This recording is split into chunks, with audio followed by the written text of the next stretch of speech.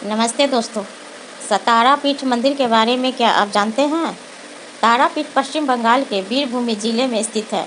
यह जिला धार्मिक महत्व से बहुत प्रसिद्ध है क्योंकि हिंदुओं के 51 शक्तिपीठों में से 5 शक्तिपीठ वीरभूमि में ही है। कुबेरश्वर, नलहाटी, बंदेश्वर, फुलोरा देवी और तारापीठ। तारापीठ यहाँ का सबसे प्रमुख धार्मिक तीर्थ स्थान है और यह एक सिद्ध पीठ भी है। यहाँ एक हिंदू पुरुष बामाखेपा का जन्म हुआ था। उनका पैतृक आवास अटला गांव में है, जो तारापीठ मंदिर से 2 किलोमीटर की दूरी पर है। कहते हैं कि बामाखेपा को मां तारा के मंदिर के सामने महाश्मशान में तारा देवी के दर्शन हुए थे। वहीं पे बामाखेपा को सिद्धि प्राप्त हुई थी और सिद्ध पुरुष कहलाए। मां तारा काली माता का ही एक रूप है। मंदिर में मां काली की मूर्ति की पूजा मां तारा के रूप में की जाती है। तारापीठ मुख्य मंदिर के सामने महाश्मशान है। उसके बाद द्वारिका नदी है। इस नदी में आश्चर्य की बात यह है कि भारत की सब नदियां उत्तर से दक्षिण की ओर बहती है, लेकिन यह नदी दक्षिण से उत्तर की ओर बहती है। तारापीठ राजा दशरथ के कुल पुरोहित वरिष्ठ मुनि का सिंहासन और तारा माँ का अधिष्ठान है, इसलिए यह हिंदुओं का महातीर्थ कहलाता है।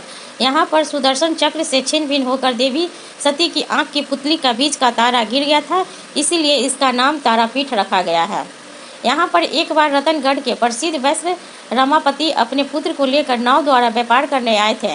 तारापीठ के पास उनका पुत्र सर्प के काटने से मर गया था। उन्होंने अपने पुत्र के मृतदेह को दूसरे दिन दाह संस्कार करने के लिए रखा और उस दिन तारापुर के ही ठहर गए थे। उनके एक सेवक ने उनको तारापीठ के एक बड़े तालाब के पास ले जाकर एक आश्चर्यजनक चित्र दिखाया। उन्होंने देखा कि मरी हुई मछली तालाब के जल के स्पर्श करते ही जीवित उठती है। यह देखकर उसको अपनी खुशी का ठिकाना न रहा और अपने पुत्र का मृतदेह को वहां लाकर तालाब में फेंक दिया। उसी समय उसका पुत्र जीवित हो गया और उसी दिन से उस तालाब का नाम जीवन कुंड पड़ गया। महाश्मशान में तारा देवी का पादपद मंदिर है। तारापीठ की यही मुख्य जगह है। यहाँ पर आकर यात्री लोग मनोकामना के लिए ध्यान रखते हैं और उनकी मनोकामना पूर्ण हो जाती है। इस मंदिर के पास भी बामाखेपा का समाधि मंदिर है। श्मशान से बड़े बड़े साधु संतों की समाधियाँ भी हैं। साथ में कई समाधि मंदिर भी है। अभी भी बहुत साधु कुटी बनाकर श्मशान में रहते हैं। यहाँ पर मुर्दे भी जलाए जाते हैं। माता तारापीठ में एक और जगह देखने योग्य है। उनका नाम है मुंडमालिनी लता। वहाँ पर भी माँ तारा की मूर्ति है। सुना है कि काली माँ अपने गले की मुंडमाला वहाँ रखकर द्वारिका नदी में स्नान करके माला पहन लेती है, इसलिए इस स्थान का नाम मुंडमालिनी है। यहाँ पर भी एक श्मशान घाट भी है, जिसको तारापीठ अमावस्या वार्षिक उत्सव के रूप में हर साल अगस्त में मनाया जाता है। मंदिर में पूजा तब शुरू होती है जब दोपहर में तांत्रिक साधना नियमों के अनुसार मूर्ति पर चावल चढ़ाया जाता है। इस अन्न भोग में चावल, बकरे का मांस, चावल का हलवा, तली हुई मछली और 5 प्रकार के व्यंजन होते हैं। देवी को विश्राम देने के लिए कुछ समय बाद मंदिर बंद रहता है। शाम के संध्या आरती होती है, जिसके बाद देवी का शयन किया जाता है। मंदिर में बकरे की बलि चढ़ाने के पहले मंदिर के पवित्र तालाब में स्नान कराया जाता है। बकरे की गर्दन को एक ही झटके में तलवार से काट दिया जाता है। इससे पास बकरे के खून को एक बर्तन में इकट्ठा किया जाता है और इसे देवी को चढ़ाया जाता है। एक ध्यान देने वाली बात यह है कि माँ की आरती के उपरांत इसे मिश्री के जल का भोग लगाया जाता है।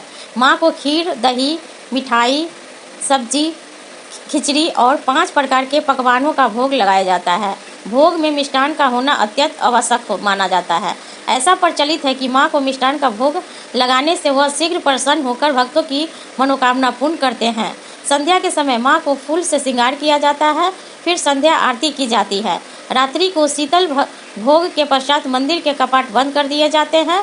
माँ की पूजा या अर्चना उसके भक्त और तांत्रिक दोनों ही करते हैं। माँ के साधक नदी के किनारे श्मशान घाट के पास घंटों कड़ी तपस्या करते हैं, जिससे उन्हें सिद्धियाँ की प्राप्ति होती है। जिन लोगों को अपने जीवन में बहुत सारे कष्ट हैं, वो माँ का दर्शन करके अपने कष्टों को दूर कर सकते हैं, अपनी मनोकामना पूर्ण कर सकते हैं। बोलो तो जय माता की।